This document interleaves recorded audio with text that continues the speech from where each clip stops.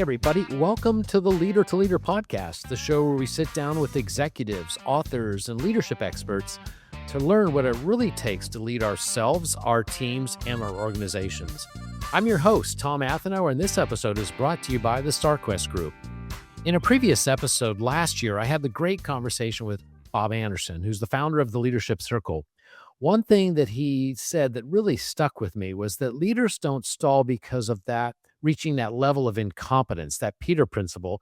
They stall because they hit a developmental ceiling, a capacity that they can't seem to go beyond, and they stop learning, they stop growing, they stop being open to new ideas on how to deal with challenging situations. Well, today's guest is someone who's clearly committed to pushing past that ceiling and beyond. Ron Redell is the president of DoubleLine, an independent employee-owned investment firm with a global presence. They serve institutional and individual investors across fixed income and multi-asset strategies. Ron truly sees himself as a lifelong learner around leadership.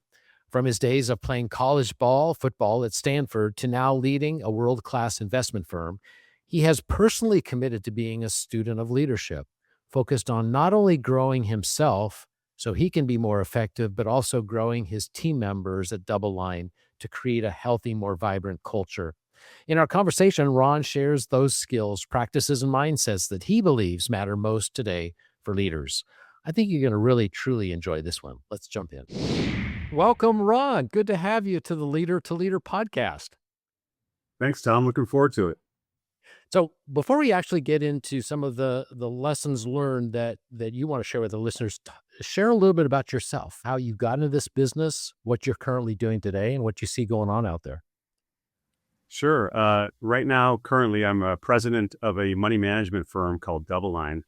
It's based out of Los Angeles. But so for the last 3 decades, I have been building or launching different money management firms, 3 over the last 3 decades, and learned a lot about leadership throughout those 3 decades, and building and currently owning a part of the money management firm that here in Los Angeles.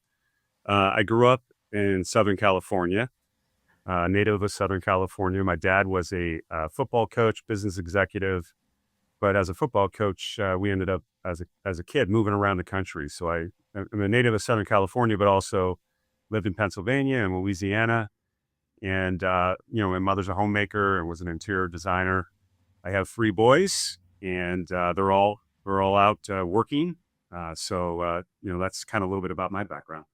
That's awesome. Great. So how did you get into the money management business?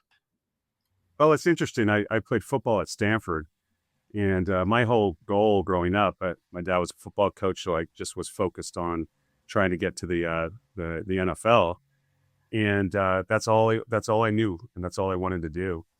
And I didn't know anything about asset management, money management.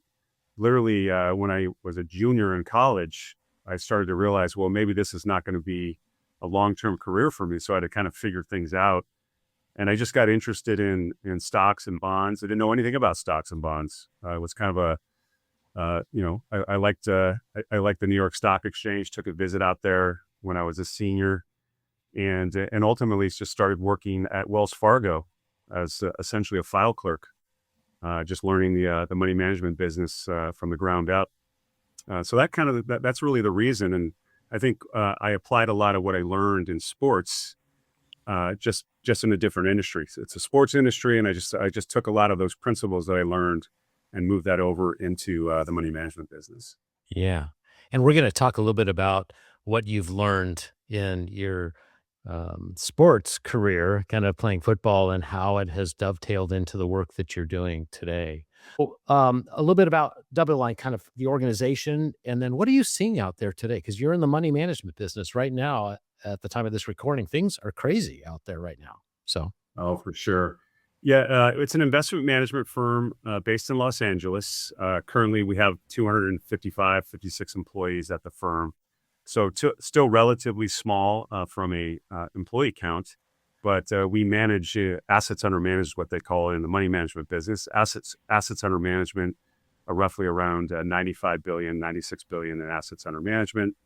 We launched the firm. 45 of us left a previous firm and ended up launching DoubleLine about 16 and a half years ago. And that's why I say, part of my experience is building a money management firm from scratch. Literally, we built it from scratch. On day one, we had zero assets under management. And, just from the trading desk to offices, we really had to build out the whole operational infrastructure in order to succeed. And like I said, it's been a pretty good, big success. We were the fastest growing mutual fund company in history when we launched in 2010. And it's been quite a journey over the last 16 and a half years. And you had an interesting start to the company around where it was an all out, this was either going to work or it wasn't going to work. And it took That's a right. lot of courage on your part. I don't know how much you can share or want to share around that, but that was the early start that probably built some of that entrepreneurial, let's make this thing work. Absolutely. And we'll get into kind of the 9 attributes that I learned over the last 30 plus years. But really, I think it really was flexibility and adaptability. We'll talk more about the flexibility and adaptability. When we Yeah. launched the firm, we manage money for a lot of professional investors. So primarily the intermediary is where we're running money for.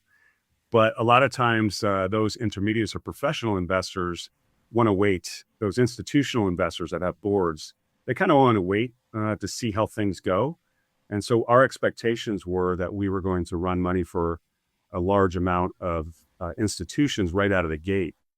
When we came over here and 45 families to feed, that stopped. And so we had zero assets. And so we had to adapt because those consultants wanted to wait 1 year, 2 year, 3 years, get a track record, and then they'd start to allocate money, in which they started to do.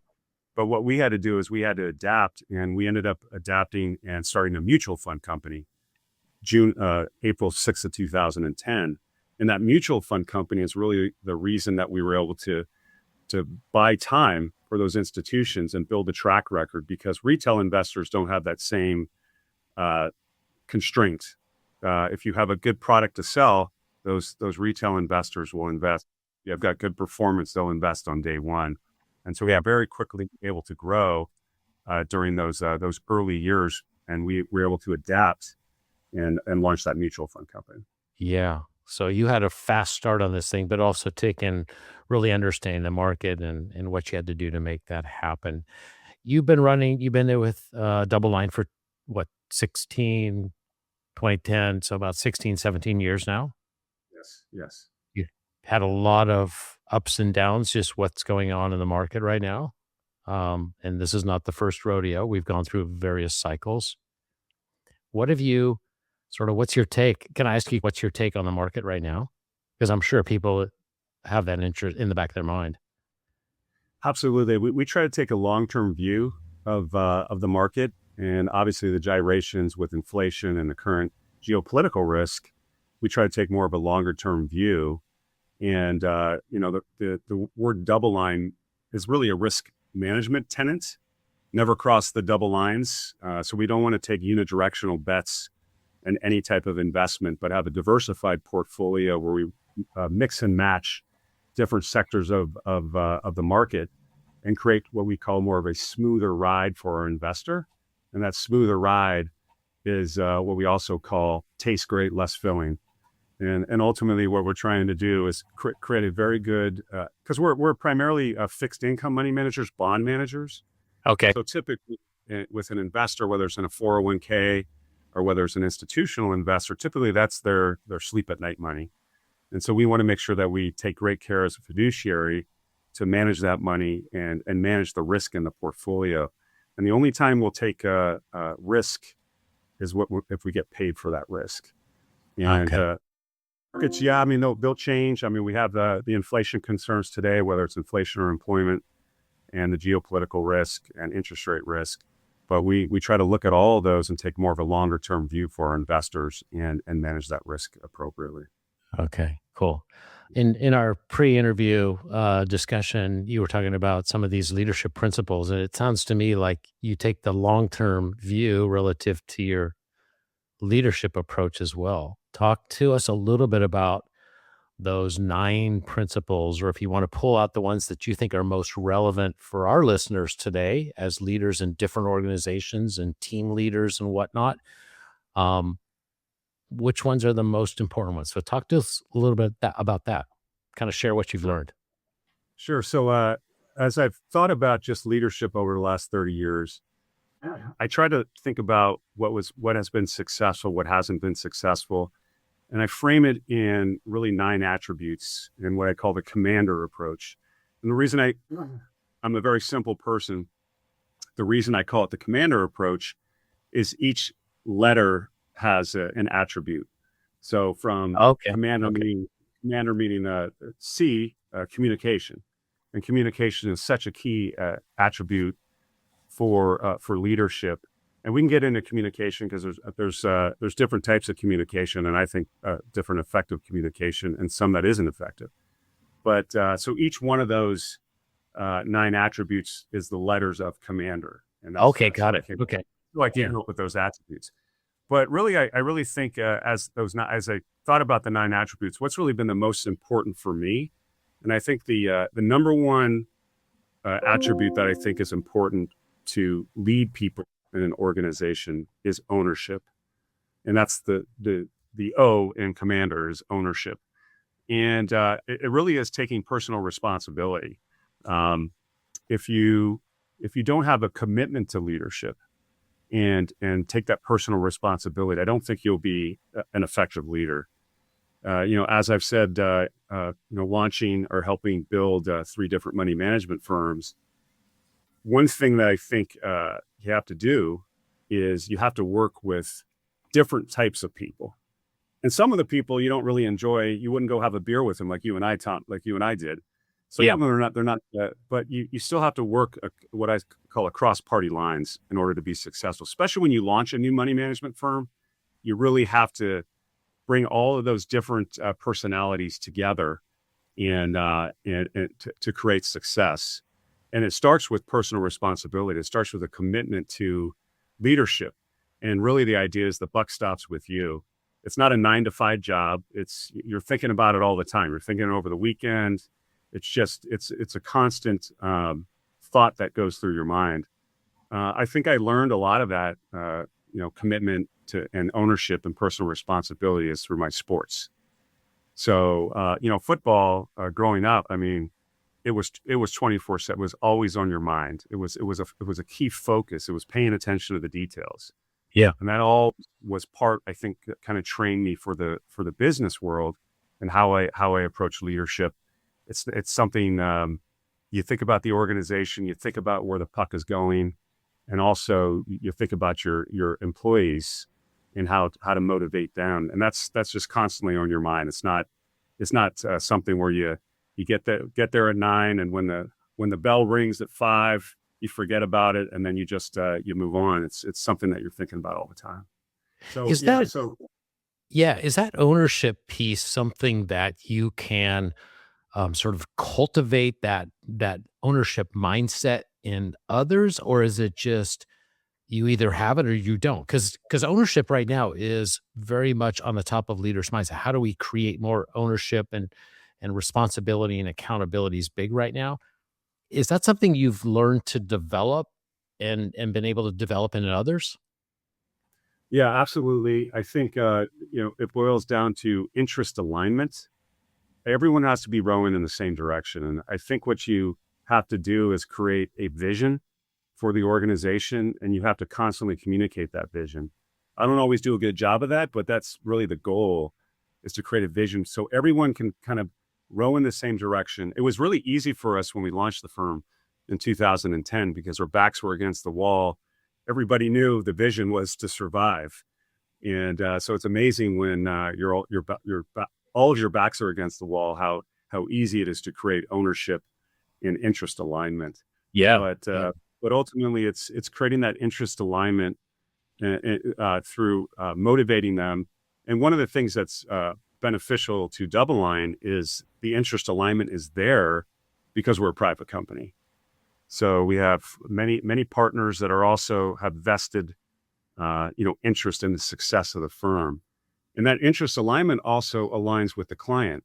because our success is their success. So being a private company is such an important thing. Not you can do it in a public company as well, but having that interest alignment is so important, and getting everyone on the same page. And you first lay out the vision.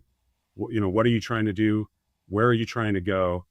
And then you want to articulate the mission. What is the mission? What's the roadmap for creating that vision? Here at DoubleLine, we have two tenets. We're trying to deliver superior risk-adjusted returns. Superior risk-adjusted returns is what I told you, that tastes great, less filling type of approach, that smooth life for investors, that risk management tenet in the firm. So we try to create superior risk-adjusted returns and best-in-class customer service. And that's really the mission for our clients, because we always say we run their money, but it's their money. So as a fiduciary, we want that mission is the core of the firm. So you try to lay out that roadmap, and then you set strategic priorities on how we're going to get there over the next year, 2 years, 3 years. And really, that's how you kind of lay it out and try to get everyone vested in the same goals. It's easy, and it's much easier in sports than in business. Okay. In sports, you have a winner and loser. Every game, every track meet, you have a winner and loser. So it's, you can measure it very, very quickly. But in business world, the only way that you can motivate people, I think, is you have to be able to measure success. In the investment field, that's also easy, because in the investment field, you have a scoreboard every single day. So are you outperforming your benchmark? Are you underperforming your benchmark? So you have that standard, that win-loss, that scorecard every single day. But running a money management firm, not everyone is picking the stocks or the bonds. There's a whole village. It takes a village to run an asset management firm. So you have to create metrics for every individual operation team too, and how they're successful. Because when they come in every day, if they don't know if they're winning and losing, it's demotivating. And so to create those feedback loops and that incentive structure, I think, is important too. Okay, cool. So you've covered, I think there's an important one that I want to go back in. So for our listeners out there, kind of keep in mind, the one thing that I'm hearing from Ron is that clarity of the mission or vision. I like mission because it's very clear. This is what we're trying to get to. It's kind of like the core mission. And then starting to find, how do you build some ownership around that? And I heard from you is really understanding what the interests are of your constituents and I know they will vary based upon, just had a conversation with a coach this morning around somebody who's sort of more of a senior leader, and legacy is one of their interests right now, that they want to leave the organization better than when they were there, than when they first got there. And so all these interests is going to create ownership around that mission. Then you talked about this thing called having the ability to provide feedback on where people are going, right? Kind of how are we moving towards that mission? And that's those success factors or measuring success along the way. Clear in football, a little bit less as directly and sort of quick to assess when you're in business. Is that kind of that we're kind of moving through? Those are a couple of principles that I'm hearing. Yeah, and I would agree. And I think part of that in communicating that message is it takes a lot of creativity. As I mentioned up front, sometimes the people, you have to bring them along through a carrot, or sometimes you have to bring them along through a stick. You have to be creative about that and have empathy when you're talking to those each individuals. I mean, I bring up a great leader is Abraham Lincoln.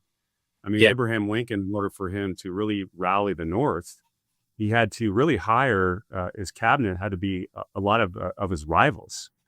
And that's the only way that he was able to get the whole North, to move forward. And just our creativity that he had, it would be great to have all loyalists in your cabinet that are all rowing in the same direction. But he had to be adaptive and creative and bring all these different rivals in order to make sure that he had the whole North against the South in the Civil War. So Abraham Lincoln's a great example of, you just have to be creative and work with people and try to articulate your message and your mission. Yeah. And understanding what the various interests are of those that you are leading Yeah. to get that movement. Okay, cool. This is great. Success metrics, or you were talking about measuring success. There's a lot of tools out there. I'm assuming that you have very clear success metrics, but was there anything that you wanted to punctuate or at least emphasize that may not be as apparent that you've found to be an important thing for you to measure going forward? I think again, I think it varies by department. For instance, business development. Business development is key to any organization, right? Is to grow your business in order to survive. And so our business development group has, because again, on the investment side, every day if you're winning or losing, and you can measure that. Yeah. On the business development side, it's about, increasing revenue. But it's also, there's metrics around that. And I think AI is an important part of that too, is really knowing your client and being able to measure the success of the business development people and how they're engaging that client or prospective client base. And you can do that through what we really like to do is have data. Data is extremely important in how we measure the success. It's not only, activity. Do those individuals actually go out and do the work and talk to those clients? But it's also measuring client retention too. How are we retaining those clients? How are we engaging those clients in a different way? So that's all part of different metrics that we use and feedback loops. Then also, I think you have to measure not once a year, not once a quarter. You have to measure daily, weekly. It's just got to be part of the DNA of when you overall look at the organization. Yeah. If you were to describe, and then I know that you had a couple of other aspects of your 9 principles or the commander approach that you wanted to share with our listeners, but as you're thinking about leadership and culture was one thing that we talked a lot about because you place a lot of emphasis on that. Is that going to be part of what we cover here, or can we talk a little bit about culture now? Yeah, I mean, culture is kind of exudes throughout all 9 attributes. So for sure, we can delve into culture, however you want to talk about it. Well, let's kind of wrap it up. Let's wrap it up at the end with a kind of a snapshot of culture because it sounds like we're going to cover some of these principles that really drive culture, right? Because they're all Yeah. a lot of them are behavioral based. So, okay, cool. So measuring success. Yeah. Maybe just a little bit on that. I think part of a culture that you want to create is you have to instill this idea that you can fail in an organization. And that's okay, because if you're not pushing the envelope, if you're not swinging the bat, then ultimately, are we getting the best potential for the firm and for every single client? And I think we talked about this, but I learned this at an early age. When I played football in college, I was a defensive back. I was a corner. And at cornerback, we always said you have to have short-term memory, because if you get beat deep for a touchdown, you have to line up the next play or the next series, and you got to do it all over again. And if you're in your head too much because you failed, you really aren't going to be successful for yourself or the team. So you have to encourage that, and the coaches and the leaders have to encourage that too. Hey, it's okay. Hey, let's work on this. Have some constructive criticism, but ultimately, you have to have that short-term memory. You got to get back in the game, and you got to keep playing, and you got to keep trying. And so you try to instill that culture in the organization to push. And not to you want to be critical, but you also want to continue to encourage that pushing the envelope as much as you can. So that culture is, I think, extremely important when you're building the organization. So you played at Stanford, right? Yes. Yeah. Corner, and then you went into pro ball too, right? Well, I tried out for the Indianapolis Colts, and so I had a cup of coffee. Ended up playing in a couple exhibition games. Okay. And as I told you, I'm a corner, so you have to. I was a corner, so you have to be very fast, and I just wasn't fast enough. Yeah. So, Well, you played at Stanford, so you must you must have been able to deliver on the results. Otherwise, you wouldn't have played there, right? So it was a great experience. Yeah. Yeah. So go back to, so that's another area that our clients are looking at is how do we build that capacity to be able to fail fast, kind of not let it sort of consume you to the point where then you become risk averse of not failing again because the conditions are such that you say you want people to be able to fail and take risk, but yet there's underlying messages around that. How did you actually, from an individual perspective, build the capacity to not let it bother you? You said you forgot quick. I think that was the phrase you used. Yeah. Yeah. How did you Short-term how memory. did you build that capacity? It's not easy. It's not easy. Just like any human, you have those feelings when you fail. It's not fun, but if you have a good team around you that's encouraging and that you trust, it's a lot Yeah. better to fail because your teammates or your employees have your back. And so that's why I think a lot of times there are teams where the person gets beat for a touchdown and they do go in the tank because whether it's the backup corner that's now cheering because he might get to go in the game where he hadn't gotten in the game. But if everybody's on the same page and because their mission is to go to a Super Bowl or go to a championship, they all have each other's back. And so I think that starts going back to the culture. I think that starts from the very top in creating trust in the organization. That trust, starts also. How do you create trust? I think, our CEO is Jeffrey Gunlock. He's world renowned as an investor, but he's also a great person, and he's a very honest person.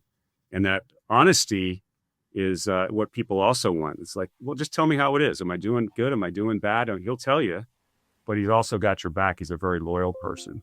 So, creating that honesty is important. So people feel like, okay, I can go out there and maybe it won't work, but I'm not going to get second guessers or people stabbing you in the back because we're all in the mission together, trying to be successful. So Yeah. that's important, I think.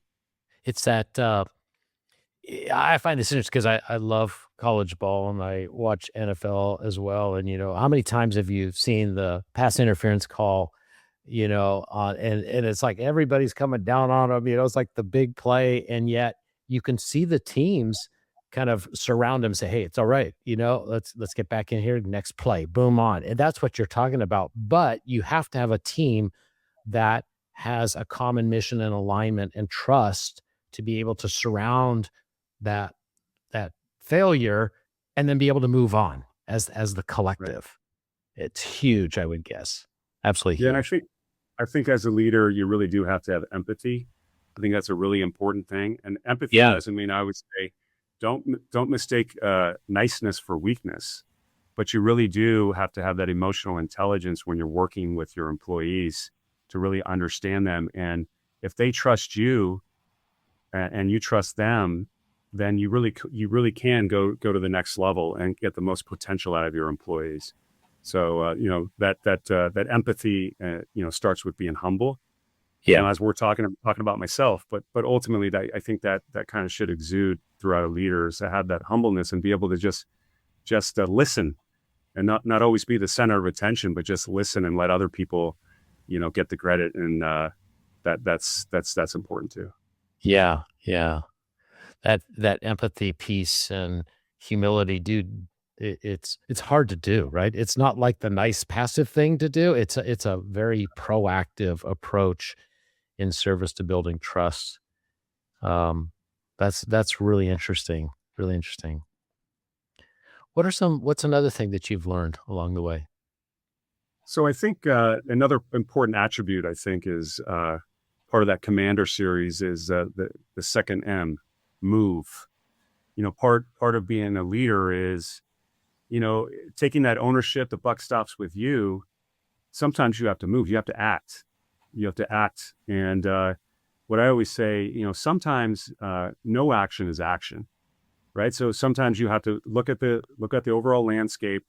People want you to act right away, but as a leader, you have to be disciplined and make the decision when to act. And you can see that all the way throughout, history and in many different forms. But I think moving and acting and executing, starts at the top. You really have to be committed to being that person, because it takes courage, right? Because when you're out there and making a decision that's the wrong decision, you could have a lot of second guesses, right? I'm not even talking internally, externally.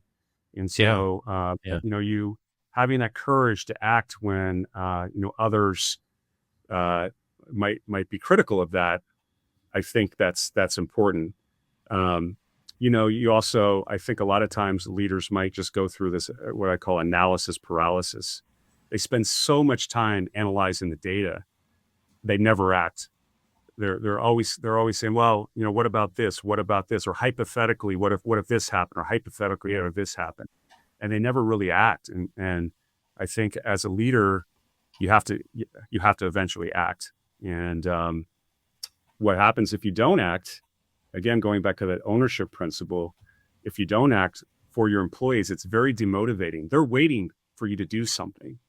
And, again, sometimes to not act is to act, but you really do have to go out there and make those decisions when it might be difficult to do that. Yeah. Yeah.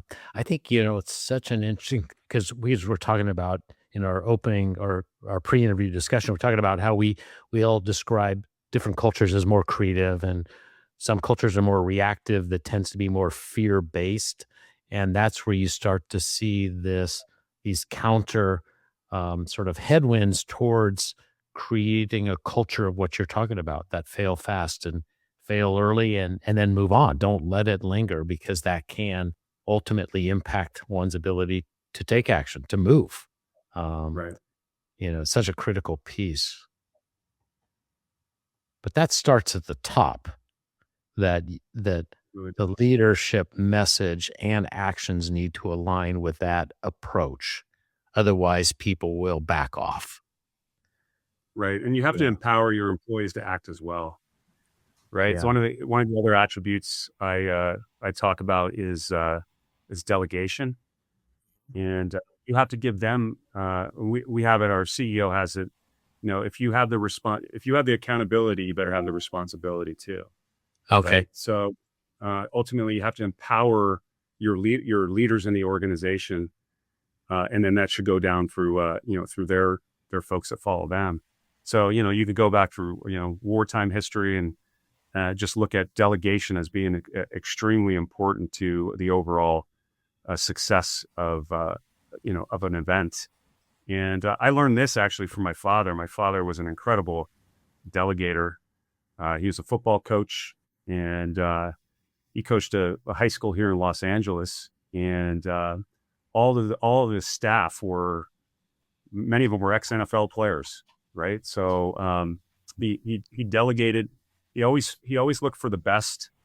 It wasn't always about him. He delegated to the coaches and coached the coaches. And so that's what, from a delegation perspective, it's extremely important to have that leadership, underneath you that can, but knowing that they have the power to act on their own and to make those decisions. And then once they do act, again, going back to that failure discipline, it's okay. You weren't successful in this, but how could we have done it differently? And just have more of a Socratic conversation about, how we go about things the next time. But you have to delegate to those folks, and you want to hire people that are better than you, that are ultimately experts or technicians in their field and are great leaders in of their own, because those leaders are the next leaders of the future. So building that succession plan, building those leaders and training them, supporting them is important too. And that those 9 approaches, and delegation is one of those. Yeah. You were talking about delegation and how you have to literally provide, if you're going to delegate, they have to have the authority to be able to make those decisions. And we see situations where a leader struggles around delegation because they do have good people, but they're trying to hold on to the control because they want that dopamine hit, that sort of success measurement that really they're attached to that. And so they have a hard time letting things go. You were talking about you have to fire yourself, something to that phrase. You have to fire yourself in order to really be able to delegate. Say more about that. Yeah, Tom, I think I fired myself, I don't know how many times from DoubleLine. Is when you start a firm, you're wearing so many different hats. And it is a challenge. You have to have really a lot of self-confidence, in my opinion, to Yeah. fire yourself because of what they call job security, right? Well, if I get rid of this, maybe they won't see my worth anymore. And so you really have to have that self-confidence that what you're doing for the overall organization is better for the organization. Again, the vision, the mission, it's not about any individual. It's about the overall organization's mission and vision. And sometimes you have to be selfless and understand, yeah, maybe you will delegate yourself out of a job, but ultimately, I think, having that ability to try to delegate to others is important. And a lot of times, when you first delegate, maybe that person isn't doing, you could do it yourself and you can do it better, but that's not helping the organization. Let them fail, put guardrails around it, but you have to be able to delegate. It might take longer. It definitely is more work when you delegate because you've done it for so long. It's like I can do this in a day, and it might take a week for that same person to do that. But that's important for the organization to build stability and to build succession planning. As you have to go out and encourage those new leaders to succeed and excel. Yeah. Because there is a tendency to want to jump back in and yank it back, and you if you've been fired from that position, you can't do that. You're less maybe you're gonna pause a little bit before you actually have pause that urge to jump in, and we all can relate most likely. But you have to be almost really disciplined around truly firing yourself. Yeah, and it's tough to do, and Yeah. you Yeah. know, but it's necessary. Yeah. Yeah. Wow. Because I think it frees you up. And every time you fire yourself from a role, you start to understand and you adapt. Okay, how can I add value to the organization now? Yeah. Right. So it can free you up to be more strategic thinking. There could be other things that you haven't even thought about yet that freed you up because you're so into the details. You're so into the minutia with running different aspects of the firm. By giving that, you essentially free yourself up to think about other ways to add value to the organization. And again, going back to when I started in football, I had no idea what my next career was going to be, and it's just taking that idea. Okay, I'm going to apply these principles, and how can I add value in a different industry? And one Yeah. thing we didn't get into is one of the other tenets of the commander approach is never stop learning. And I think that's like important. Have that natural curiosity, not only when you're talking to people, and it could be, you know, uh, the receptionist to the portfolio manager to the CEO, just have a natural curiosity about people, and because they all have their own experiences, and you can learn from anyone. And being able to go in and have that ability to just have a conversation. It's not always about the business, but getting to know people on a human element. And you do that by, you think about it just through sincerity. It's like you just want to know more about them. Like, tell me more about yourself. I'm just more curious. And I think as a leader, having just curiosity is so important. I always tell my kids that. I was like, just be curious. I think that's one of the most important things. Just be curious. You'll be very successful, and people will want to talk to you and be with you if you're curious about them. If you just come in and start talking about yourself, which I'm doing that today, but ultimately, if you could go in and be curious, I think people will want to talk to you, and they'll want to open up, and you create that trust, and it Mhm. goes both ways. Mhm. It's part of it's the empathy, the ability to hear people out, being curious around what their interest might be and what they're trying to accomplish. What do they care about? We absolutely 100% agree with you on that curiosity. I think it's one of the skill sets that leaders need to be able to develop that capability to be successful. I don't see how you can build an agile culture and a change readiness culture without that um that capability. So, yeah. This has been if you were to last kind of sum up any last minute thoughts as we're rounding out our time together, Is there anything that you would want our listeners to take from this? Maybe a mantra or three things that you think are most important for people to zero in on to be successful as we move forward? Yeah, I mean, again, I think just to reemphasize of the 9 attributes, I think ownership is number one. You have to be committed to the ownership. You got to take personal responsibility and have a passion there and focus. The second one is adaptability, and adaptability requires creativity. It's not easy to do. Things change. The markets are always changing. You have to be able to shift and adapt. And I think if you're very creative, and we could talk about whether it's Abraham Lincoln, whether it's Franklin Delano Roosevelt. Franklin Delano Roosevelt was very adaptive. He was trying to solve the Great Depression, and then he went into World War II, and then he also had polio where he couldn't walk. I mean, talk about adaptive. That's a person that kind of embodies adaptive and creativity. Yeah. And lastly, you just have to move. You have to act. You have to move. As part of a leader, people are waiting for you to take action. And those are kind of the 3 of the 9. And then just lastly, the last thing we didn't touch upon is communication is so important. Yeah. But That's the first C, right? That's the first C. Yeah. That's the first C. And I think communication is so important. And I think you can over communicate too. It doesn't mean you have to communicate every single day to your employees. You have to be disciplined there too, because you might not have all the answers yet, and you want to be communicating too quickly. So communication is very important, and not everybody communicates the same way, right? So just look at Thomas Jefferson. I mean, Thomas Jefferson was not a great orator. Thomas Jefferson was a great writer, obviously Declaration of Independence, but he was not a great orator. His impact in communication was kind of at dinners with 6 to 8 people, where he could talk to people in more of a smaller setting. But the way he communicated was through his writing. But then you have Ronald Reagan, a great communicator. You have Abraham Lincoln. You have George Washington. Those are great communicators out there. So everyone has their own way of communicating. So it's not just about getting up in front of 2,000 people. Oh, this guy's or gal's the great communicator. There's other ways that you can communicate, and a lot of that is just through listening. What I call that Socratic approach to having conversations. So you communicate in very different ways. But that's kind of the last thing I wanted to lay out there. I think this is great.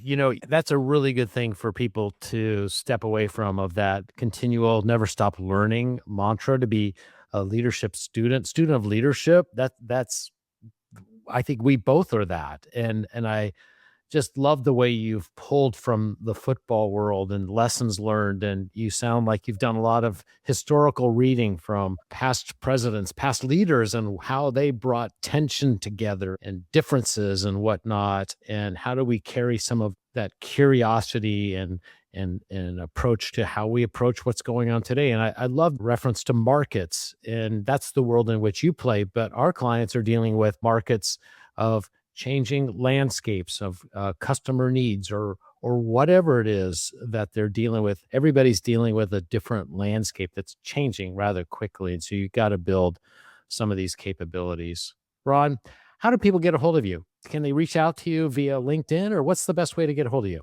And will you share some of your commander principles that we could put in our show notes? Sure. Yeah, you can reach out to me on LinkedIn, Ron Redell. I'm on LinkedIn. I'm also at DoubleLine.com. You can reach me there. Ron, thank you so much. Great discussion. I really enjoyed my conversation with Ron. He's a leader who truly embodies what we might call creative leadership or generative leadership, around how do we help people become better, tap into their potential, and help people move forward. And he was very specific in sharing his 9 attributes that he has learned over the years. And so we've captured those in the show notes. I'd suggest you check them out. At the very end of our discussion, I asked him, what are 3 things that leaders really need to be zeroed in on to be effective going forward? And he was very clear. Number 1, cultivate an ownership mindset, both within yourself and in others. With engagement and some of the quiet quitting going on out in the workforce these days, it's really important for leaders to get better at connecting with people. Understand what people care about and where their interests are, and then look for ways to align what they care about and their interests to where the company's going or the team's going as a way to build that ownership mindset. Number two, he talked about the importance of adaptability and creativity and emphasized, as leaders, we've got to help ourselves and others learn how to fail well. If we do run into failure, how do we course correct, adjust, and then move on? I love this, what he learned in college ball. Have a short memory so he can get back into the game and take the next play. And then thirdly, he talked about the importance of taking action, creating that forward movement, and being really aware of not getting bogged down in that analysis paralysis to the point where we don't take action. He summed it all with this: great leaders are lifelong learners. It's pretty simple. And that starts with being able to be curious. So here's something to think about. When was the last time that you were truly curious, where you were engaging with another person or your team and you weren't trying to just persuade them, but you were genuinely interested and trying to understand where they were coming from? And so this week, practice that. Lead with curiosity, ask questions, be open to new ways of looking at things or new ways of leading, new ways to solve problems, because you might be surprised at what you learn and how your connections with people change. If you've enjoyed today's episode, follow us on your favorite platform and leave us a rating and a review. It really does help others find this show. Leadership isn't easy. We say that every time, but it is incredibly rewarding and can be truly fulfilling. So go out and lead with courage, authenticity, and humility. Until next time, thanks for listening.